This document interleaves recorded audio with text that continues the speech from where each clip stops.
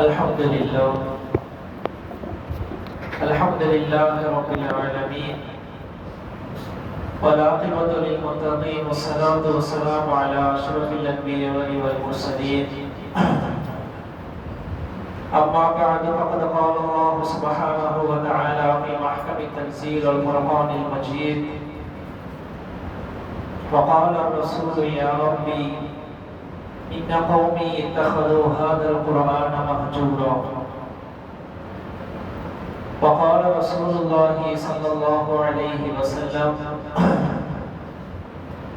إنما الأعمال بالنيات وإنما لكل امرئ ما نوى إلى آخر الحديث صدق رسول الله صلى الله عليه وسلم.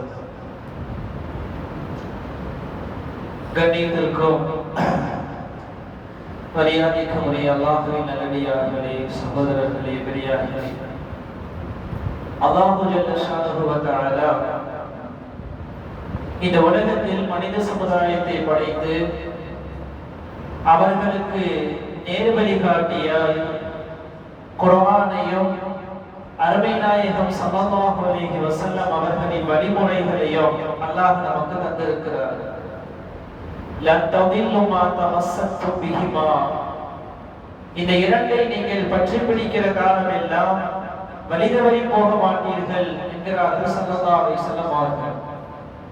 எனவே நமக்கான மிகப்பெரிய வழிகாட்டியாய் குர்ஆன் இருக்கிறது, ஹதீஸுகள் இருக்கிறது, இமாம்களுடைய முடிவுகள் இருக்கிறது. குர்ஆனிலே அல்லாஹ் தஆலா ஏராளமான விஷயங்களை நாம் பொதுவாக திருக்குர்ஆனுக்குள்ளே கொஞ்சம் ஆய்வு ரீதியாக அதன் உள்ளே சென்று நிறைய விஷயங்களை குறித்து சில சிந்தனைகளை நாம் செய்ய வேண்டும். காரணம், குர்ஆன் என்பது வெறும் தொழுகை நோன்பை மட்டும் பேசக்கூடிய ஒரு ஆன்மீக புத்தகம் மட்டுமல்ல. எல்லாவற்றையும் பேசுகிறது, எல்லா துறைகளையும் பேசுகிறது. நீங்கள் குர்ஆன் பேசாத துறை என்று எந்த துறையுமே சொல்ல முடியாது. எல்லா விதமான அது எந்த காலத்திலே வந்தாலும் சரி, அதற்கான வழிகாட்டுதல்களை குர்ஆன் வைத்திருக்கிறது. குர்ஆன் அல்லாஹ் சொல்லுவான், இன்ன ஹாதல் குர்ஆன யஹ்தி லில்லதி ஹிய அக்வம், நேராக நிலையாக இருப்பவர்களுக்கு இந்த குர்ஆன் வழிகாட்டுகிறது. குர்ஆன் என்ன செய்யும்? மனிதர்களுக்கு வழிகாட்டுகிறது. அல்லாஹ் இன்னொரு வார்த்தையில சொன்னான், அல்ஹம்துலில்லாஹில்லதி அன்ஸல அலா அப்திஹில் கிதாப், தன் அடியாரின் மீது வேதத்தை இறக்கி வைத்த இறைவன் புகழுக்குரியவர். வலம் யஜஅல் லஹு இவஜா, குர்ஆன்ல எந்த விதமான கோணல்கள் கிடையாது, கருத்து முரண்கள் கிடையாது. கையிமன், அந்த குர்ஆன் எப்படிப்பட்டது தெரியுமா? நிலையானது. கியாமத் நாள் வரை வரக்கூடிய எல்லா பிரச்சனைகளுக்கும் தீர்வுகளை குர்ஆன் வைத்திருக்கிறது. திபியானல் லிகுல்லி ஷை, குர்ஆன் உலகத்தில் இருக்கிற எல்லா பிரச்சனைகளுக்கும் எல்லா விதமான விஷயங்களுக்கும் அது தெளிவான வழிகாட்டு. இன்றைக்கு நாம் குர்ஆனோடு எவ்வளவு தூரம் நாம் அவரோடு தொடர்பு வைத்திருக்கிறோம், அது எப்படிப்பட்ட ஒரு அற்புதமான வேதம் என்பதை நாம் உணர வேண்டும். அருமை நாயகம் ஸல்லல்லாஹு அலைஹி வஸல்லம் அவர்கள் திரும்ப திரும்ப சஹாபாக்களுக்கு குர்ஆனுடைய முக்கியத்துவங்களை விளக்கினார்கள். சஹாபாக்களும் சரி, குர்ஆனோடு அவர்கள் வாழ்ந்த வாழ்க்கை என்ன நேரமானாலும் சரி, குர்ஆனோடு அவர்கள் இருந்த அந்த வாழ்க்கை என்பது ரொம்ப வித்தியாசமானது. ஸல்லல்லாஹு அலைஹி வஸல்லம் அவர்கள் சுமார் 63 ஆண்டு காலங்களில் நபித்துவத்திற்கு பின்னால் இறக்கப்பட்ட நிறைய வசனங்கள், அந்த வசனங்களை எல்லாம் அவர்கள் ஓதுகிறார்கள். சஹாபாக்கள் ஓதி ஓதி குர்ஆனோடு அவர்களுடைய தொடர்பு அதிகமாகிறது. இன்றைக்கு பொதுவாக நாம் ரமதானோடு நம்முடைய குர்ஆனை மூடி வைக்கிறோம். ரமதானுக்கானது மட்டுமல்ல குர்ஆன், நம்முடைய வாழ்க்கைக்கானது குர்ஆன். வாழ்க்கையின் எல்லா விதமான விஷயங்களுக்கும் அது வழிகாட்டுகிறது. குர்ஆன் பேசாத எந்த நவீன விஷயங்கள் என்று உலகத்தில் எதுவுமே கிடையாது. நாம தெரிஞ்சுக்கிற வரைக்கும் குர்ஆன் என்பது தொழுகையை பேசுகிறது, குர்ஆன் என்பது நோன்பை பேசுகிறது, ஹஜ் பேசுகிறது. இது மட்டுமல்ல திருக்குர்ஆன். கியாமத் நாள் வரை நடைபெறுகிற எல்லா விஷயங்களும் அது எப்படிப்பட்டதாக எந்த துறை சார்ந்து இருந்தாலும் சரி, குர்ஆனுக்குள்ள அந்த விஷயம் இருக்கும். குர்ஆன் அதை வெளிப்படையாக ஒரு 1400 வருஷத்திற்கு முன்னால் மனிதர்கள் சிந்திக்க முடியாத காலகட்டத்தில் குர்ஆன் தன்னுடைய எல்லா விதமான விஷயங்களையும் விளக்குகிற. நான் இதை பேச வருவதற்கு காரணம், இன்றைக்கு நாம் ஒரு பெரிய அற்புதமான வேதத்தை கையில் வைத்திருக்கிறோம். அல்லாஹ் கொடுத்த பெரிய அற்புதமான வேதம். முழுவதுமாக சிந்தித்து குர்ஆன்ல அல்லாஹ் சொல்லுவான், குர்ஆன் ஓதுவதற்கும் அது லேசானது, குர்ஆனை சிந்திப்பதற்கும் லேசானது. ஃபக்ரவு மா தயஸ்ஸர மினல் குர்ஆன், குர்ஆன் லேசான முறையில் இருக்கிறது, ஓதுங்கள். இன்னொரு ஆயத்துல வலகத் யஸ்ஸர்னல் குர்ஆன லிذிக்ர், குர்ஆனை நாம் சிந்திப்பதற்கு லேசானதாக ஆக்கி இருக்கிறோம். ஃபஹல் மின் முத்தகிர், யாராவது சிந்திக்கிறீர்களா? குர்ஆனுடைய வசனங்களை கேட்கிறோமா இல்லையா? குர்ஆனுடைய வசனங்களில் இருக்கிற அந்த ஆயத்துகள் இருக்கிற நுணுக்கங்கள், அதனுடைய படிப்பினைகள் இன்றைக்கு நம்மிடத்தில் எவ்வளவு தூரம் வந்திருக்கிறது என்பதை யோசிக்க வேண்டும்.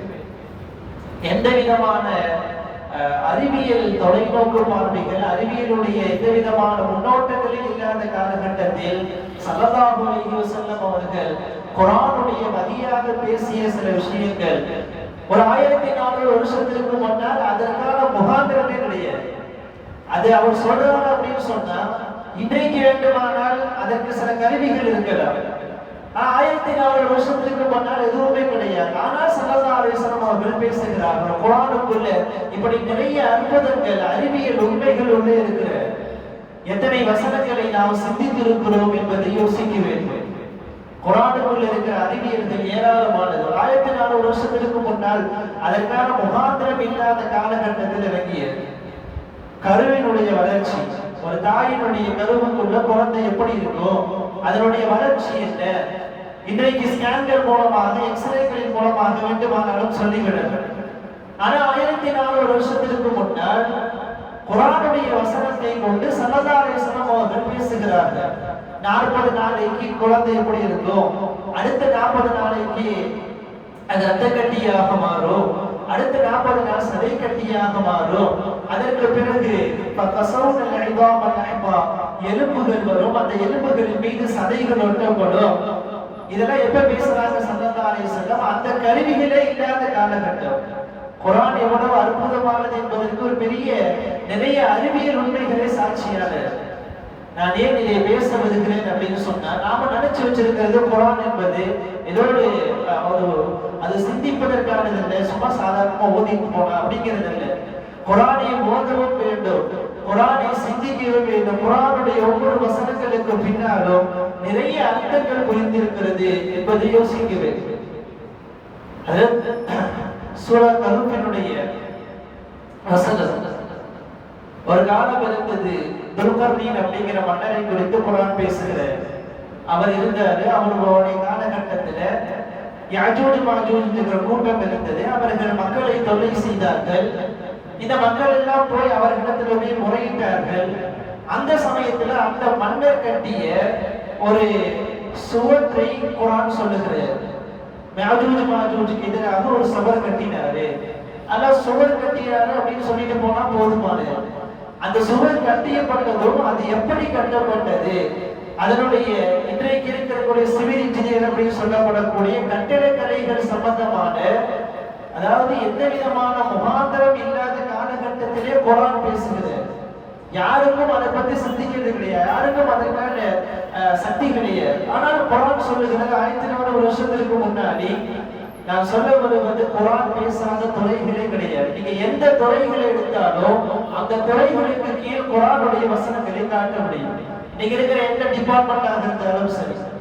வஅல்லம்னாஹு ஸனஅத லபூஸின் லக்கும், தாவூத் அலைஹிஸ்ஸலாம் அவர்களுக்கு இரும்பை வளைத்து அதன் மூலமாக உருக்கு சண்டை செய்துகிற, அந்த இரும்பை வளைக்கிற, அந்த இரும்பை கட்டுப்படுத்துகிற அந்த வேலை அவர்களுக்கு இறைவன் கற்றுக் கொடுத்தார். இன்றைக்கு இருக்கிற மெக்கானிக்கல் இன்ஜினியரை குர்ஆன் பேசுகிற. குர்ஆன் பேசாத துறைகள் கிடையாது, எல்லா துறைகளிலும் பேசுகிறது. எப்ப பேசுதுன்னு சொன்னா இந்த துறைகளே இல்லாத காலகட்டத்தில் மனிதர்கள் இதை பத்தி எந்த விதமான சிந்தனையும் செஞ்சிருக்க மாட்டார். அந்த நேரத்துல குர்ஆன் பேசுது. இதுதான் குர்ஆனை சிந்திப்பது என்று சொல்லி அறிஞர். ஆயிரக்கணக்கான வசனங்கள், சுமார் 700 அல்லது 800 வசனங்கள் குர்ஆனிலே ஆய்வு சம்பந்தமாக மட்டுமே வருகிறது. ஆய்வு செய்ய குர்ஆனுக்குள்ள போய் ஆய்வு செய்ய, குர்ஆனை போய் பாருங்க. அல்லாஹ் கேக்குற அப்பலா யன்துரூன இலல் இப்லி கைஃப குலிகத், ஒட்டகம் எப்படி படைக்கப்பட்டதுன்னு உங்களுக்கு தெரியவில்லையா? சிந்தித்து பாருங்க. وَإِلَى السَّمَاءِ كَيْفَ رُفِعَتْ, இந்த வானம் எப்படி உயர்த்தப்பட்டிருக்கிறது சிந்தித்து பாருங்க. وَإِلَى الْجِبَالِ كَيْفَ نُصِبَتْ, மலைகளை இறைவன் எப்படி நட்டு வைத்திருக்கிறார். எந்த விதமான பிடிப்பும் இல்லாம மலைகள் நிற்கிறா இல்லையா? அது எப்படி நிற்கிறது ஆய்வு செய்து பாருங்க. وَإِلَى الْأَرْضِ كَيْفَ سُطِحَتْ, பூமி எப்படி பரத்தப்பட்டிருக்கிறது ஆய்வு செய்யுங்க. குர்ஆன்ல அல்லாஹ் சொல்ற திரும்ப திரும்ப குர்ஆனுடைய வசனங்கள் எப்படி சொல்லுகிறது தெரியுமா? சிந்தித்து பாருங்க. உங்களுக்கான படிப்படி அதுல இருக்குது. ஏன் அல்லாஹ் சிந்திக்க சொல்றான் தெரியுமா? ஆய்வினுடைய முடிவு, அந்த சிந்தனையினுடைய முடிவுல அல்லாஹ் இருப்பான். இதை எப்படி அறிவியல் உண்மைகள் வர வர வர அந்த அறிவியல் உண்மைகள் குர்ஆனுக்குள்ள இருக்குது அப்படின்னு அர்த்தம். அந்த அறிவியல் உண்மைகளை அல்லாஹ் ஏற்கனவே சொல்லிக்கிறான்னு அர்த்தம். அப்ப அறிவியல் உண்மைகள் அதனுடைய ஆய்வனுடைய கடைசி என்பது இறைவன் தான் இந்த உலகத்தை படைத்தார், அவன் தான் சக்தி பெற்றவன் என்கிற அந்த சிந்தனை நம்முடைய உள்ளத்தில் வரும். அல்லாஹ் கேட்கிறான், அல்லாஹுல்லதி ரஃபஅ ஸமாவாதி பிகைரி அமதின் தரவுனஹா, வானத்தை எவ்வளவு தூரம் உயர்த்தி வச்சிருக்கிறேன், அதுக்கு ஏதாவது தூண் இருக்குதா நீங்க பாக்குறீங்களா? எந்த கட்டடத்தை கட்டினாலும் அதுக்காக வேண்டிய தூண் வைக்கப்படுகிறதா இல்லையா? தூண் இருக்குதா வானத்துல? அல்லாஹ் கேக்குறான் குர்ஆன்ல, வலைன் ஸாலதா இன் அம்ஸகஹுமா இன்னல்லாஹ யும்சிகு ஸமாவாதி வல் அர்தி அன் தஸூலா, பூமியும் வானமும் சாஞ்சிடக்கூடாது, விழுந்துடக்கூடாதுன்னு சொல்லி அல்லாஹ் பிடிச்சு வச்சிருக்கிறான். வலைன் ஸாலதா இன் அம்ஸகஹுமா மின் அஹதின் மின் பஅதி, ஒருவேளை அது விழுந்துருச்சுன்னா அதை வேற யாரும் உங்களால காப்பாற்ற முடியுமா? ஏகப்பட்ட வசனங்கள் குர்ஆன்ல எப்படி இருக்குது தெரியுமா? ஆய்வு செஞ்சு பாருங்க. ஆய்வுடைய கடைசியில உங்களுக்கு அல்லாஹ் தெரியும். மரியாதைக்குரிய தமிழகத்துடைய தலை சிறந்த பேச்சாளர் அப்துல் அஜீஸ் பாக்கரி அவர்கள் நம்முடைய பயான்ல சொல்லுவாங்க, எல்லாரும் என்ன செய்யறாங்கன்னு சொன்னா அறிவியல் உண்மைகளை பேசுறாங்க. ஒரு அறிவியல் விஞ்ஞானி வந்து ஒரு உண்மையை சொல்றாரு, இந்த மாதிரி ஒரு அறிவியல் கண்டுபிடிப்பை நான் கண்டுபிடிச்சிருந்தோம் அப்படின்னு சொல்லி உடனே அது வெளியே வந்தோடனே முஸ்லிம்கள் என்ன செய்யறாங்க, அதை பார்த்துட்டு இது திருக்குர்ஆன்ல இருக்குது அப்படின்னு சொல்றாங்க. ஆனா நாம கேட்கிறோம், இதையே நம்ம கண்டுபிடிக்கிற யாரோ ஒருத்தவர் அந்த அறிவியல் உண்மைகளை கண்டுபிடிக்கிறார், அதுக்கு கூட குர்ஆன் இருக்குன்னு சொல்றவே நாம ஏன் அந்த அறிவியல் உண்மைகளை கண்டுபிடிக்கிற? நமக்கு தானே குர்ஆன் இருக்குது. நாம ஏன் அந்த அறிவியல் ரீதியான விஷயங்கள் குர்ஆனை படித்து அதில் சிந்தித்து அந்த அறிவியல் உண்மைகளை நாம ஏன் தெரிஞ்சுக்கல? நாம ஏன் உலகத்திற்கு சொல்லல? உண்மையான விஷயம் இன்றைக்கு குர்ஆனை ஆய்வு செய்வது, அதனுடைய அது ரீதியாக சிந்திப்பது என்பது காணாமல் போய்விட்டது. குர்ஆனை கண்டுகொள்கிற சமூகமாக நாம் வாழ வேண்டும். ஏகப்பட்ட அறிவியல் உண்மைகள், சூரியன் சந்திரன் ரெண்டுமே இருக்கு. அல்லாஹ் சொல்ற வஷம்சு தஜ்ரீ முஸ்தகரின் லஹா, சூரியன் அதற்கென்று ஒரு இலக்கு நம்ம நிர்ணயிச்சிருக்கிறோம், அதுல போய்கிட்டே இருக்கு. சூரியன் சுத்திக்கிட்டே தான் இருக்கு, எங்க போகணும் தெரியாது. அது சுத்ததா விஞ்ஞானிகள் புதிய புதிய கேலக்சிகளை கண்டுபிடிக்கிறாங்க. அல்லாஹ் சொல்றா லஷம்சு யன்பகி லஹா அன் துத்ரிகல் கமர், சூரியனும் சுத்துது சந்திரனும் சுத்துது. இந்த சுத்தி சூரியன் போய் சந்திரனை முந்தக்கூடிய வலல்லைலு சாபிகுன் நஹார், இரவு பகலை முந்தக்கூடிய அறிவியல் உண்மை. உலகத்துல யாராலும் சரி இந்த உண்மைகளை எல்லாம் பேச முடியாது. குர்ஆனுடைய மிக பிரபலமான வசனம், மரஜல் பஹரைனி யல்தகியா, ரெண்டு கடல் இருக்குது. ஒரு பக்கம் ஹாதா மில்ஹுன் உஜாஜ், அவ்வளவு உப்பான தண்ணி, அதனுடைய கலர் வேற, அதனுடைய சுவை வேற. இன்னொரு பக்கம் இருக்கிறது அதுமுல் ஃபுராத், இனிப்பான தண்ணி, அதனுடைய கலர் வேற. ரெண்டுக்கும் இடையில ஒரு தடுப்பு இருக்குது. அந்த தடுப்பு என்னன்னு சொல்லி யாராவது சந்திக்க முடியுமா? உலகத்துல யாரும் கண்டுபிடிக்கல. எந்த நேரத்துல குர்ஆன் சொல்லுகிறது தெரியுமா?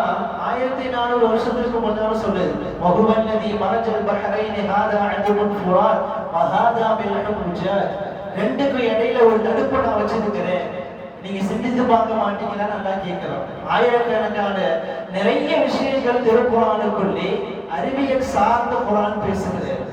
பின்னாடிதான் கண்டுபிடிக்கிறார் பூமியினுடைய ஓரம் குறைகிறது, கடலுடைய அரிப்பின் மூலமாக பூமியினுடைய மோரம் குறையுது அப்படின்னு சொன்னார். இப்ப விஞ்ஞானிகள் சொல்றாங்க 1400 வருஷத்துக்கு முன்னால் குர்ஆன் வசனம் இறங்குகிறது. அஃபலா யரவுன அன்னா நஹ்தில் அர்த நன்குசுஹா மின் அத்ராஃபிஹா, பூமியை அதன் ஓரங்களிலே குறைத்து வருகிறோம் என்பதை நபி அவர்கள் பார்க்கவில்லையா? அல்லாஹ் கேட்கிறான். 1400 வருஷத்துக்கு முன்னால் இறங்கிய குர்ஆன் எப்படிப்பட்ட வேதம், அது எவ்வளவு பெரிய அறிவியல் ரீதியான விஷயங்களை சிந்தனையை தூண்டுகிறது என்பதை நாம் யோசிக்க வேண்டும். முதல்ல நாம குர்ஆனை பார்ப்பதற்கோ அதை ஓதுவதற்கோ அதை மரணம் செய்வதற்கே தயாராக இல்லாத போது குர்ஆனை சிந்திப்பது என்பது முஸ்லிம் சமூகத்திற்கு தேவையாக கல்வி ரீதியாக இங்கே நாம் முன்னேற வேண்டும். அதற்கு ஒரு மிகப்பெரிய வழிகாட்டி குர்ஆன். ஏகப்பட்ட விஷயங்கள் குர்ஆனுக்குள்ள இருக்கிறது. எல்லா விதமான வழிகாட்டுதல்கள் இங்கே இருக்கிறது. எனவே முடிந்த அளவிற்கு திருக்குர்ஆனுடைய நிறைய வசனங்கள் நபிகள் நாயகம் ஸல்லல்லாஹு அலைஹி வஸல்லம் அவர்கள் சஹாபாக்களுக்கு திருக்குர்ஆனுடைய அதனுடைய முக்கியத்துவத்தை விளக்கிக் கொண்டே இருப்பார்கள். ஏகப்பட்ட அறிவியல் உண்மைகள் இன்னைக்கு வரை இன்னமும் நாம் சவால் விட்டு உலகத்துக்கு சொல்லலாம். நீங்க தாராளமாக இன்னும் நிறைய அறிவியல் கண்டுபிடிங்க. ஆனால் அந்த கண்டுபிடிப்புகள் எல்லாம் குர்ஆனுக்குள்ள இருக்கும். அந்த துறைகள் எல்லாம் குர்ஆனுக்குள்ள இருக்கும்.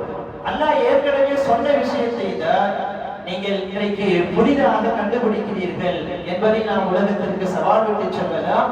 அவ்வளவு பெரிய அற்புதமான வேதம் திருக்குர்ஆன். முதல்ல நாம அதை எடுத்து ஓதுவோம். ரமலானுடைய மாதத்தில் மட்டும் ஓதுவதல்ல, ரமலானுடைய மாதத்தில் அதற்கான முக்கியத்துவம் அதிகம் கொடுக்கப்பட வேண்டும் என்பது வேறு விஷயம். ஆனாலும் கூட அது வாழ்க்கைக்கான நூல். எல்லா நிலைகளிலும் அது பின்பற்றப்பட வேண்டும். எல்லா நிலைகளிலும் அது ஓதப்படணும். இன்னைக்கு நாம யோசிச்சு பார்க்கணும், எத்தனை பேருக்கு குர்ஆனுடைய சூறாக்கள்ல 3 சூறாக்களோ 5 சூறாக்களை தெரிந்தவர்கள் நிறைய பேர். அவ்வளவுதான். குர்ஆனை நாம மனப்பாடம் செய்யணும் அப்படிங்கிற ஆர்வத்தை நம்முடைய உள்ளத்துல உருவாக்கணும். சஹாபாக்கள் இருக்கிறாங்களே, முழுவதுமாக குர்ஆனுக்காக அப்துல்லாஹ் இப்னு அம்ர் இப்னு ஆஸ் ரலியல்லாஹு தஆலா வந்து கேட்டாங்க, யா ரசூலுல்லாஹ் ஸல்லல்லாஹு அலைஹி வஸல்லம், குர்ஆன் நான் எத்தனை நாள்ல ஓதி முடிக்கணும்னு கேட்டாங்க. சொன்னாங்க ஸல்லல்லாஹு அலைஹி வஸல்லம் அவர்கள், முழுவதுமாக அதை சிந்திச்சு ஓதி முடிக்கணும்னு சொன்னா ஒரு மாசமாவது ஆகும் அப்படின்னு சொன்னாங்க. சொன்னாங்க அப்துல்லாஹ் இப்னு அம்ர் இப்னு ஆஸ் ரலியல்லாஹு அன்ஹு, எனக்கு அதை விட சீக்கிரமாக முடிக்க சக்தி இருக்குது. ரொம்ப தூரம் பேசி கடைசியில் இருந்தாங்க, 3 நாள்ல குர்ஆன் முடிங்க. அதற்கு கீழால முடிச்சோம் அப்படின்னு சொன்னா குர்ஆனை முழுவதுமாக அதை சிந்தித்து அதை விளக்குவது என்பது சிரமமானது. அதனால முடிந்த அளவிற்கு குர்ஆனை 3 நாட்குள்ள முடிங்க என்று சொன்னார்கள். அவர்கள் ரமலானுடைய காலங்கள் மட்டுமல்ல, எல்லா காலங்களிலும் குர்ஆனோடு தொடர்பு வைத்திருந்தார்கள். குர்ஆனோடு தங்களுடைய வாழ்க்கையை அவர்கள் வாழ்ந்தார்கள். நாம யோசிச்சு பார்க்கணும், நாம எப்படி வாழ்றோமோ அப்படித்தான் நம்ம மௌத்தாகணும். உஸ்மான் ரலியல்லாஹு தஆலா குர்ஆன்ல அவர்கள் மிகப்பெரிய முஹப்பத், மிகப்பெரிய பிரியம் குர்ஆன் மேலே. அதனால்தான் என்னவோ அல்லாஹ் தஆலா அவர்களுடைய கடைசி நேரம் சக்கராத்துடைய மௌத்துடைய எதிரிகள் கொல்ல போறாங்க, அந்த சமயத்துல குர்ஆன் ஓதிட்டு இருந்தார். வரலாறுகள் எப்படி எழுதப்படுகிறது, முதல் ஜுஸுல அலிஃப் லாம் மீம் என்று சொல்லப்படுகிற முதல் ஜுஸுல கடைசி பக்கத்துல ஃபஸயஃபீகஹுமுல்லாஹ் என்கிற வார்த்தை இருக்கிறது. அதாவது அந்த சமயத்துல உஸ்மான் ரலியல்லாஹு அவர்கள் எதிரிகளால் சூழப்பட்டு அவர்கள் கொல்லப்படுகிறார்கள். அந்த வார்த்தைக்கு அர்த்தம் ஃபஸயஃபீகஹுமுல்லாஹ், அல்லாஹ் அவர்களுக்கு போதுமானவர். அந்த உஸ்மான் ரலியல்லாஹு அவர்களுடைய ரத்தம் அங்கேதான் சொட்டி அவர்கள் அந்த சமயத்திலே வஃபாத் ஆகிறார்கள் என்று வரலாற்றில் எழுதப்படுகிறது. சஹாபாக்களுடைய நிலை எப்படி இருந்துச்சுன்னா முழுவதுமாக திருக்குர்ஆன் எல்லா நேரத்திலும் சரி. ஏன்னா அது அவர்களுடைய வாழ்க்கையினுடைய வழிகாட்டி. ஏன்னா அது அதாவது இந்த துறைகள் எல்லாம் வேற, இந்த டிபார்ட்மெண்ட் வேற, குர்ஆனுடைய டிபார்ட்மெண்ட் அப்படிங்கிறது வேற, அதுக்கும் இதுக்கும் சம்பந்தம் இல்லை அப்படின்னு சொல்ல முடியாது. குர்ஆன் எல்லாவற்றையும் பேசுகிறது, எல்லாவற்றையும் விளக்குகிறது, எல்லாவற்றுக்கும் வழிகாட்டுகிறது என்பதை பார்க்கிறோம். அதனால திருக்குர்ஆன் நாம ஒரு காலம் இருந்துச்சு, அதாவது குர்ஆனுடைய யாராவது ஒரு அத்தாவோ அல்லது வெளிநாட்டில் இருக்கக்கூடிய மகன் அல்லது ஒரு கணவனோ யாராவது ஒருத்தவங்க மடல் எழுதுறாங்க, ஒரு கடிதம் எழுதுறாங்க அப்படின்னு சொன்னா அந்த கடிதத்தை எடுத்துட்டு வந்து நம்ம என்ன செய்வோம், அது அரபியிலையோ அல்லது இங்கிலீஷ்லயோ என்று சொன்னா அது சார்ந்தவர்கள்ட்ட போய் இதுல என்ன எழுதியிருக்குன்னு சொல்லி பாருங்க, எனக்கு படிச்சு காட்டுங்கன்னு சொல்லுவோம். ஆனால் அந்த முக்கியத்துவம் கூட இன்றைக்கு குரானுக்கு கொடுக்கப்படுவது கிடையாது. குரானுடைய வசனங்களை அதிலே ஓதுவதை, அதை பின்பற்றுவதை நாம் முழுவதுமாக எடுத்துக்கொள்ள வேண்டும். குரான்ல அல்லாஹ் ஒரு வார்த்தை சொல்லுவான், நாளை கியாமத்துடைய நாளையில ஸல்லல்லாஹு அலைஹி வஸல்லம் அவர்கள் சொல்லுவார்கள், வகால ரசூல் யா ரப்பி இன்ன கௌமி இத்தகது ஹாதல் குர்ஆன மஹ்ஜூரா. இந்த சமுதாயம் இந்த குர்ஆனை கண்டும் காணாத பொருளாக, கண்டுகொள்ளாத பொருளாக இவர்கள் இந்த குர்ஆனை ஆக்கிவிட்டார்கள் என்று சொல்லுவார்கள். அந்த நிலையில் தான் இன்றைக்கு இருக்கிறது. குர்ஆனோடு நம்முடைய சம்பந்தம், நம்முடைய தொடர்பு எவ்வளவு தூரம் இருக்கிறது என்பதை யோசிக்க வேண்டும். முன்னால் உள்ளவர்கள் எல்லாம் பெண்களாக இருந்தாலும் கூட குர்ஆனோடு அவ்வளவு தொடர்பு இருந்தார். குர்ஆனை ஓதுறதும் சரி, அதனுடைய ஒரு நுணுக்கங்களான விஷயங்களை எல்லாம் கண்டுபிடிக்கிறது மிகப்பெரிய ஒரு தொலைநோக்கு பார்வையோடு இருந்தார். சில விஷயங்கள் இருக்கே குர்ஆன்ல, அது ஒரு அற்புதமானது. குர்ஆன் பேசாத வரலாறுகள் கிடையாது, குர்ஆன் பேசாத அழகிய அந்த இலக்கியங்கள் கிடையாது. உலகத்திலே எதையுமே எல்லா விதமான விஷயங்களையும் குர்ஆன் பேசுகிறது. வயதான ஒரு மூதாட்டி இருந்தார், ஹஜ்ஜாஜ் இப்னு யூசுப் அவர்களுடைய காலகட்டத்தில் வயதான ஒரு மூதாட்டி. அவங்க ஏதோ ஒரு சமயத்துல சொன்னாங்க, குர்ஆன்ல கல்லா அப்படிங்கிற வார்த்தை குர்ஆனுடைய முதல் 15 ஜுஸூல கிடையாது. இதுக்கு நாம முதல்ல இதை நாம தெரிஞ்சுக்கணும் அப்படின்னு சொன்னா, குர்ஆன்ல முதல்ல 15 ஜுஸுக்கள்ல கல்லாங்கிற வார்த்தையை கண்டுபிடிக்க முடியாது.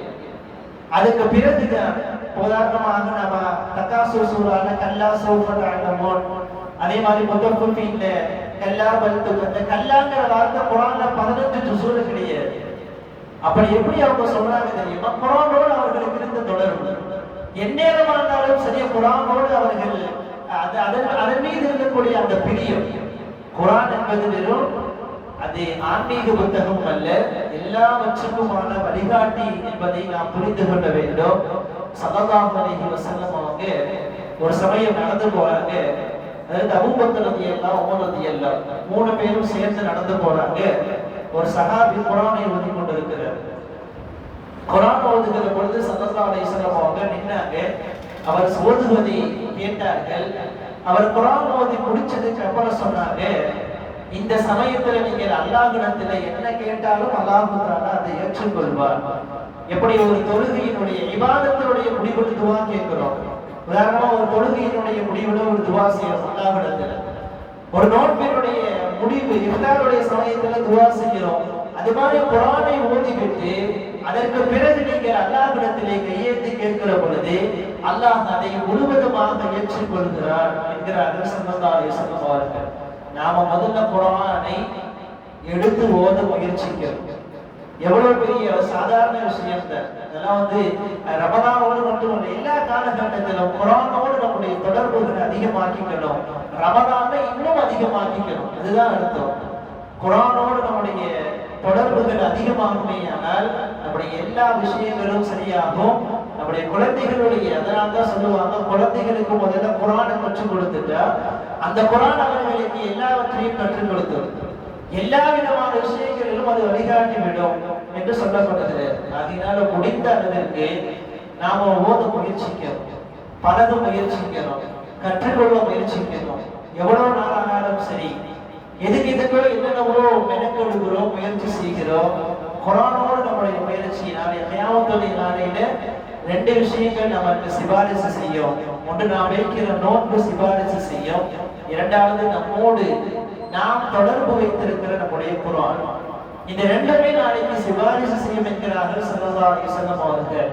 அதனால முடிந்த அளவிற்கு குர்ஆனுடைய விஷயங்கள், அதனுடைய ஓதி பழகுவதாக இருந்தாலும் சரி, அதிலே போய் அதிகமாக குர்ஆனுடைய விஷயங்களை படிப்பது, அதிலே போய் ஆய்வு செய்வது, இதுவெல்லாம் முஸ்லிம்களுக்கு. ஏன்னா குர்ஆன் நமக்கு தான் இறங்குச்சு, வேற யாருக்கும் இறக்கல. குர்ஆன் அல்லாஹ் இறக்குறது நமக்கு தான், வேற யாருக்கும் அல்லாஹ் இறக்கல. முடிந்த அளவுக்கு அதிகமாக குர்ஆனோடு நம்முடைய தொடர்பை அதிகமாக்கி கொண்டால் அதன் மூலமாக நம்முடைய எல்லா விதமான விஷயங்களும் சரியாகும். அல்லாஹு ஜல்ல ஷானுஹு வ தஆலா குர்ஆனோடு தொடர்புகளை அதிகமாக்கி அதிலே ஓதுவதற்கும், அதை சிந்திப்பதற்கும், அதன்படி அமல் செய்வதற்கும் அதை வாழ்வினுடைய வழிகாட்டிகளாக எடுத்துக்கொள்வதற்கோ அல்லாஹ் நமக்கு தௌஃபீக் செய்வானாக. வ ஆகிரு தஅவானா அல்ஹம்துலில்லாஹி ரப்பில் ஆலமீன்.